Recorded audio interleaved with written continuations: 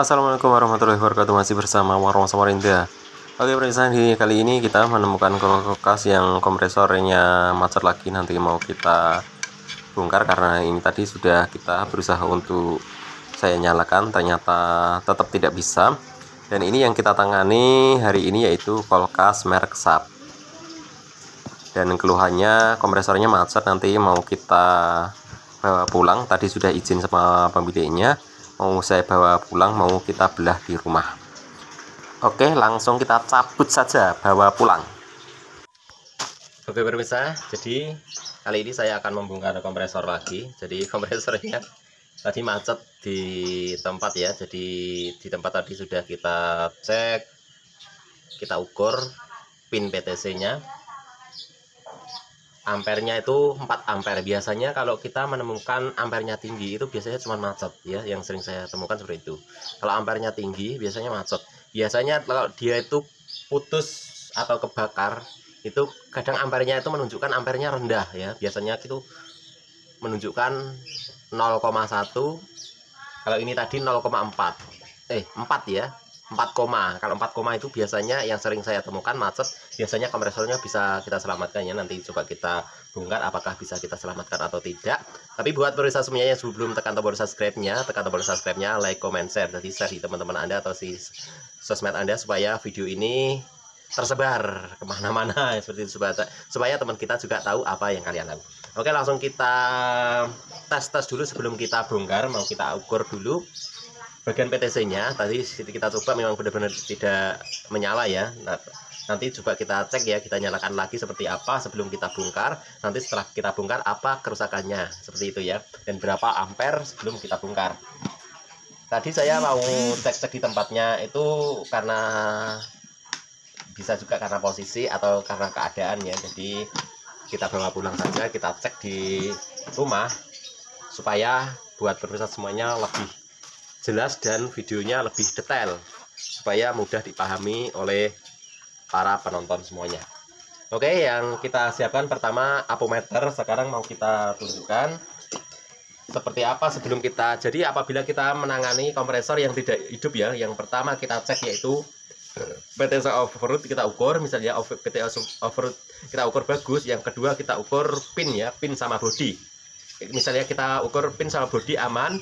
Langkah selanjutnya yang kita ukur yaitu pin ya, pin ke pin ya, pin R, C, dan S itu kita ukur.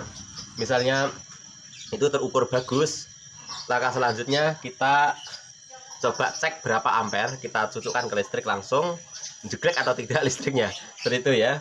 Maksudnya kalau tidak terhubung sama bodi biasanya listrik nggak jeglek, biasanya cuma macet. Misalnya kalau menunjukkan ampere yang tinggi, biasanya 4 ya, 4, itu biasanya dia hanya macet guys. Biasanya yang sering saya temukan. Nanti kita cek sama-sama apa kerusakannya. Sekarang langsung kita lakukan pengetesan sebelum kita bongkar. Ini kita share ya. Biasanya yang kita lakukan pertama kali apabila kita menemukan kalau sama pemiliknya sudah dikasih kompresornya tidak bisa hidup seperti itu ya, langsung kita jangan langsung kita colok ke listrik, nanti takutnya listriknya jeglek kan. Jadi langkah pertama yang kita lakukan, biasanya takutnya kita itu listriknya jeglek atau kita setrumnya listriknya nyetrum ya, kulkasnya nyetrum seperti itu, nyetrum karena tangan kita pastinya kita akan kaget kalau setrum seperti itu. Jadi langkah pertama sebelum kita cek ke listrik, maka langkah pertama yang kita lakukan kita cek overload teman-teman. Ini sering putus ini overload ini. Apabila dan ini kita atur di buzzer seperti ini ya. Dan di sini ada tandanya buzzer. Langsung kita ukur seperti ini. Ini harus bunyi ya. Jadi di sini apometernya harus bunyi. Nah, ini bunyi berarti menyala atau bagus gitu ya. Dan langkah selanjutnya, kalau SAP itu seperti ini ya, PTC-nya kecil. Jadi langkah selanjutnya kita ukur di sini ya, lubang kanan dan kiri. Nah, ini harus bunyi. Harus bunyi. Atau dari pin sini, kita ukur ke ini. Kalau pinnya tembus bisa ya, pinnya tembus kita ukur sini. Ini bisa, atau kita tusuk di sini. misalnya nggak tembus. Seperti ini cara pengukurannya. Dan langkah selanjutnya, apabila di sini sudah kita ketahui bagus, langkah kedua yang kita lakukan yaitu kita ukur pin ya, pin sama bodi ya, sama pipanya di sini ya. Ini yang sering, jangan sini ya, kalau sini itu ada catnya nggak connect. Jadi yang tidak ada catnya di sini adalah di pipanya di sini. Jadi kita ukur di sini, kita taruh di kanannya, kanan. Lalu kita ukur seperti ini. Kita atur dulu di kilo ya, kilo ohm. Atau kita biarkan ke buzzer dulu bunyi atau tidak. Nah, nggak bunyi ya, nggak bunyi, nggak ada respon, berarti dia tidak konslet. Langkah kedua kita atur ke kilo ohm seperti ini, ada tandanya seperti ini kalau kilo ohm. Kalau yang pakai yang pakai digital ya, nah ada tandanya seperti ini, ohm. Sekarang kita ukur dan kita perhatikan apometer dan bagaimana cara pengukuran saya. Sekarang kita cek dulu pakai ada pergerakan atau tidak. Kita cek pin sama bodi. Tidak ada pergerakan sama sekali, berarti bagus ya lilitannya. Lilitannya belum kebakar sama sekali. Nah, langkah pertama yang kita ukur yaitu common sama running. Terukur 22 ohm. Sekarang common sama starting terukur 14 ya. Jadi bagus ya. Kita ukur bagus. Sekarang coba kita bongkar ya, apa kerusakannya. Apakah dia macet atau hanya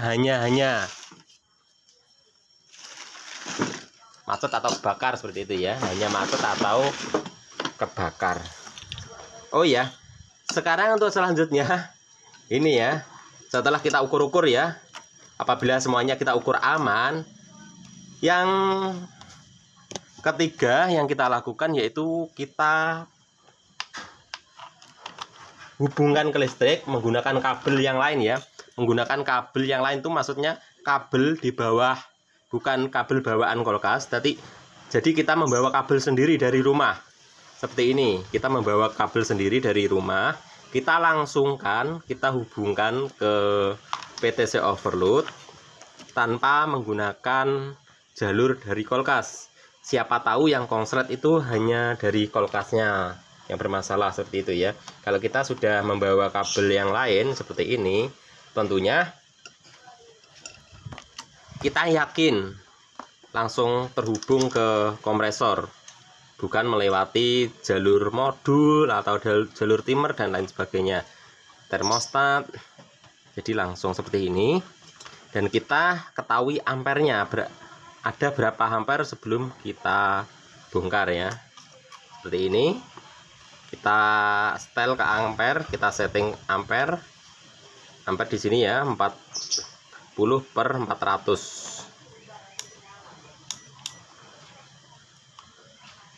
Nah, kita atur seperti ini ampernya. Dan sekarang coba kita nyalakan ke listrik. Langsung kita hubungkan ke listrik. Dan perhatikan ampere ya. Yang kita perhatikan ampere, bukan kompresornya tapi ampernya ya. Bagaimana? Sudah jelas belum? Nah, kita zoom sedikit ya biar kelihatan ampernya. Nah, yang kita perhatikan ampernya. Kita nyucukkan sambil melihat ampernya, berapa ampere. Nah, 4 ampere kita cabut. Jangan lama-lama, nanti kalau lama-lama bisa kebakar lilitannya. Jadi langsung kita bongkar. Mudah-mudahan cuman macet.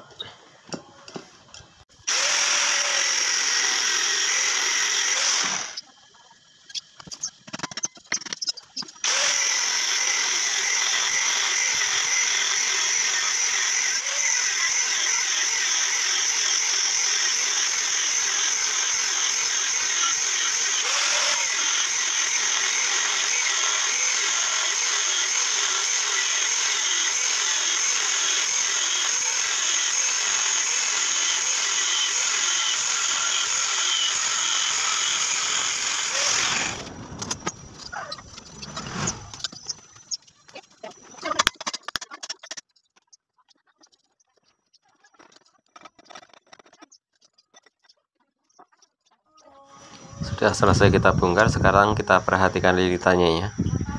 Apa yang ku bilang tadi, kalau lilitannya masih benar-benar bagus ya. Di sini benangnya belum putus, berarti masih sangat-sangat bagus lilitannya. Dan di sini yang jadi permasalahannya, di sini sudah aus ya, warnanya sudah hitam. Coba kita putar, nah betul kan? Ini kasusnya hanya aus. Jadi untuk putarannya bagus, tidak ada masalah. Tapi karena aus, apabila dinamo sudah goblak atau sudah goyang bagian rotornya, terjadilah lengket pada besinya ya. Jadi kalau sudah seperti ini jangan dibaiki teman-teman ya, nggak usah dibaiki. Masalahnya kalau baiki ini harus kita bubutkan seperti itu. Ini nggak mungkin juga dibubut, di-shock juga tidak mungkin ya. Kecuali kalau kita punya alat bubut sendiri, kita bubut sendiri mungkin bisa. Kalau memang ada khusus pembuatan kompresor. Dan ini sudah hitam olinya, artinya dia sudah memang benar-benar aus ya. Kalau sudah aus seperti ini sudah tidak saya perbaiki. Nah, untuk mengetahui aus atau tidak, kita perhatikan olinya di sini. Kalau olinya warnanya hitam, itu berarti sudah tidak bisa kita perbaiki. Jadi kita ganti saja yang baru. Nah, seperti ini ya. Jadi ini adalah solusi yang kita sampaikan buat rekan-rekan semuanya. Apabila kita menemukan kompresor yang sudah aus seperti ini, nggak usah dibaiki atau dicuci atau diapakan ya. Yes, kita ganti saja yang baru. Ini percuma juga, misalnya kita baiki bisa mutar, mungkin nggak lama juga kembali lagi macet lagi. Nah, seperti ini ya. Olinya sangat hitam sekali karena ini memang benar-benar sudah aus, sudah tidak bisa kita perbaiki. Kalau teman-teman mau memperbaiki ya harus ganti rotornya, ya ganti semuanya ya. Tetap tidak bisa ya, masalahnya ya kita harus perlu bubut dan bisa kembali. Kan kita kan nggak ada alatnya untuk bubut atau tidak ada alatnya untuk shock. Jadi langkah selanjutnya untuk mempercepat pekerjaan yaitu kita ganti saja yang baru. Kalau ganti baru pastinya jos guys. Masalahnya yang kita perlukan yaitu putaran dan dorongannya. Dan sekarang mau kita coba, setelah kita bongkar, mau kita coba nyalakan apakah berputar atau tidak setelah kita bongkar. Dan ini tidak saya otak-atik teman-teman ya, kita biarkan saja. Masalah sudah kita ketahui. Kalau saya pribadi kalau menemukan sudah kompresornya hitam seperti ini, pastinya sudah tidak bisa perbaiki. Sekarang coba kita hubungkan ke listrik, apakah berputar, seperti apa putarannya. Kalau kita lihat langsung ke pistonnya ya, jadi pergerakannya ini kita memperhatikan pistonnya. Dan kita perhatikan ampernya sekarang apakah bisa muter atau tidak. Kita hubungkan ke listrik. Ini kita siapkan dulu stop kontaknya. Dan ini stop kontaknya. Sekarang coba kita cocokkan. Perhatikan. Nah, 4 ampere ya. Dan ini tidak berputar sama sekali, hanya suara dengung. Oke. Kita langsung ganti saja, langsung menuju ke toko kita beli kompresornya, karena tadi sudah janjian sama pemiliknya apabila nanti tidak bisa saya perbaiki langsung kita ganti yang baru. Jadi untuk olinya, karena ini olinya juga sudah tidak bisa kita pakai ya, kita kembalikan saja. Kompresornya ini juga sudah tidak bisa dipakai, jadi kita rongsokkan saja. Oke, baru bisa. Jadi di sini kerusakannya aus ya. Kalau kerusakannya aus, apabila kita sudah perhatikan olinya warnanya hitam, itu nggak usah diperbaiki ya. Nggak bisa diperbaiki, harus ganti kompresor. Ini solusinya. Kalau kita perbaiki tidak bisa karena dia sudah aus. Sudah aus itu rumahnya semuanya sudah rusak. Semuanya sudah rusak ya. Tinggal lilitannya saja yang bagus. Untuk lain-lainnya rusak semuanya. Jadi kita langsung ganti saja, ganti yang baru. Oke pemirsa, di sini tadi saya sudah berjanjian sama pemiliknya apabila bisa kita perbaiki, misalnya tidak bisa kita perbaiki, langsung ganti kompresor yang baru. Jadi saya langsung menuju ke toko, langsung kita pasang nanti kompresornya ya. Oke pemirsa semuanya sudah mampir di channel Warno Samarinda, yang belum tekan tombol subscribe-nya, tekan tombol subscribe-nya. Ikuti terus langkah selanjutnya seperti apa cara saya ngatasi kompresor tersebut. Oke pemirsa, sekarang saya sudah dari toko, sudah dapat barangnya. Jadi sekarang langsung OTW menuju ke tempat pemilik kulkasnya. Dan untuk kompresor bekasnya kita bawa ya. Jadi untuk barang bukti kompresornya nanti kita kasihkan saja sama pemiliknya. Jadi yang kompresor barunya kita pasang. Oke, langsung OTW. Oke, setelah sampai ke tempat, lalu kita bersihkan dulu yang mau kita ganti kompresornya di sini posisinya. Jadi kita bersihkan dulu sampah-sampah bekas yang dibawa tikus, sarang tikusnya kita keluarkan. Setelah itu kita buka kompresornya dan kita beli di sini adalah kompresor Handen. Ini yang sering saya pakai ya, kompresor Handen ini harganya murah, juga menurut saya ya awet. Karena saya selama ini mengganti kompresor ini belum pernah ada yang rusak selama ini ya. Tapi kalau teman-teman semuanya misalnya masang rusak, itu apa pengaruhnya? Pengaruhnya kebanyakan freon ya. Jadi freonnya jangan terlalu banyak-banyak. Jadi setiap kita ngisi freon itu hanya nggak sampai 10 PSI, mungkin 8 PSI atau 5 PSI. Jadi nggak pasti, kadang saya ngisinya 0 PSI ya. Jadi kita memasang seperti ini, patokannya yaitu pada filternya. Apabila filternya sudah terasa hangat, kita tidak usah dilanjut untuk pengisian, jadi kita stop. Berarti kalau filternya sudah hangat itu artinya sudah bagus ya, untuk pengisiannya sudah sangat-sangat bagus. Ini peleng saya, dan ini kakinya kita pasang-pasang dulu sebelum kita pasang di bodinya. Semua kakinya kita pasang.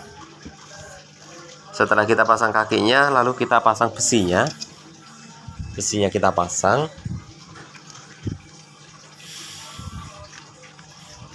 Setelah kita pasang besinya, lalu kita masukkan ke bodi kulkasnya, lalu kita pasang baut-bautnya. Kita masukkan.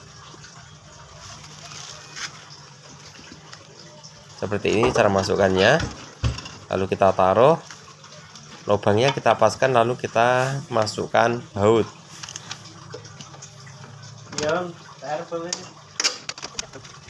Oke, seperti ini proses pemasangan bautnya. Setelah pemasangan baut, lalu selanjutnya kita pemasangan pipa-pipanya. Sudah hampir selesai untuk pemasangan baut, kita lanjut memasang pipanya.